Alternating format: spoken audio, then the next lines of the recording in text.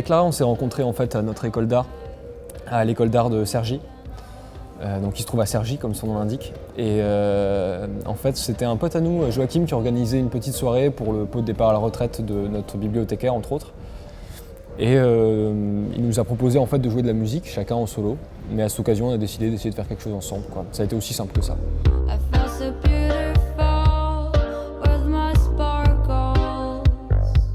Je suis née en banlieue, dans les Yvelines, et mon père, en fait, il est guitariste, donc depuis que je suis toute petite, il m'a fait chanter, il faisait des petits morceaux à guitare et il m'apprenait des morceaux. Donc j'ai baigné vraiment dans la musique depuis toute petite, puis il m'a inscrit au conservatoire. Je fais de la chorale, du solfège, du piano, un peu tout le tintouin, quoi. Et puis ensuite, j'ai déménagé à Biarritz, et là, j'ai formé un groupe de folk quand j'étais au lycée, avec une autre fille. Et puis après ça, j'ai créé un groupe de garage quand je suis revenue à Paris faire mes études d'art. Et puis ensuite, avec Armand, on a commencé à faire de la musique.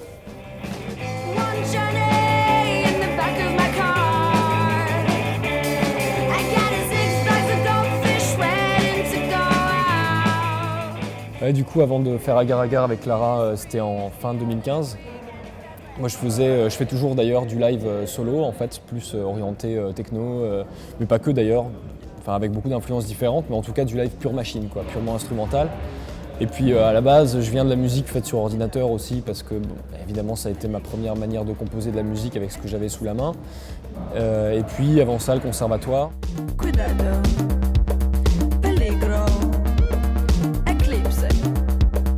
Les groupes fondateurs, c'est un grand mot parce que moi j'ai toujours écouté énormément de choses différentes. J'écoute de la musique concrète comme du gros métal, quoi, donc c'est pas... Quelqu'un qui m'inspire beaucoup dans la composition, c'est Ariel Pink. Parce que c'est extrêmement inventif et les sonorités m'intéressent, les structures m'intéressent, la voix m'intéresse, tout m'intéresse.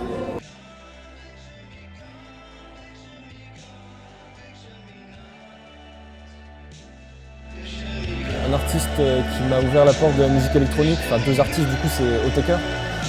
C'est d'ailleurs en fait quand j'ai voulu découvrir vraiment la musique électronique, en tout cas approfondir le truc, en fait j'avais peu de connaissances qui forcément pouvaient me donner de la musique à manger, donc je suis allé sur Wikipédia, j'ai tapé musique électronique et je suis descendu donc dans les artistes références de l'article, et donc il y avait Otaker, je sais pas, en 3e ou 4e position.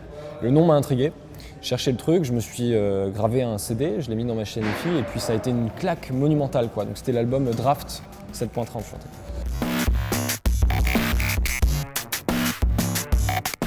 Et cette scène, c'est clairement une influence pour Agar Agar qui se ressent pas forcément à première écoute, mais c'est des choses, une manière de composer la mélodie, d'arranger un morceau qui m'inspirera toujours, je pense, même si c'est pas forcément clair.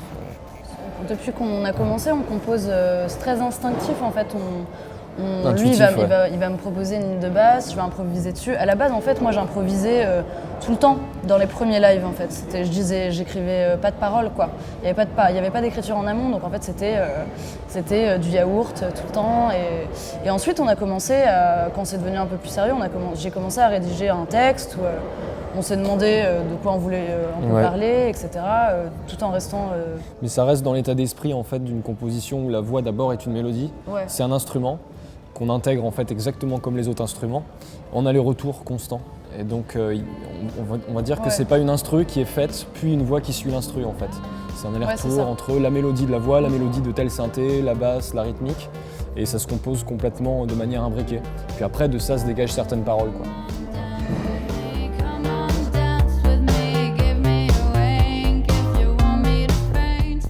Voilà, on va enchaîner sur des dates, on va faire la première partie de Vitalik à l'Olympia, ce qui va être assez rigolo. Moi j'écoutais ça au lycée, Vitalik, ça m'a ouvert aussi des portes de l'électro un petit peu sur un autre style.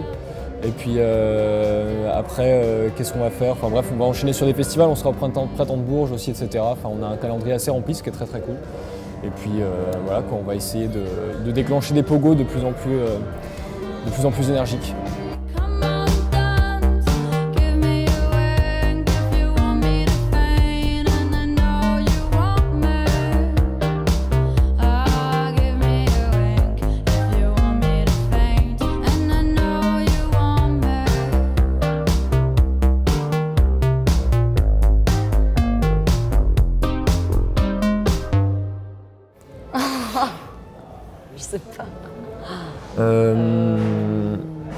Science-fiction sans vaisseau spatial. Ça fait 5 mots.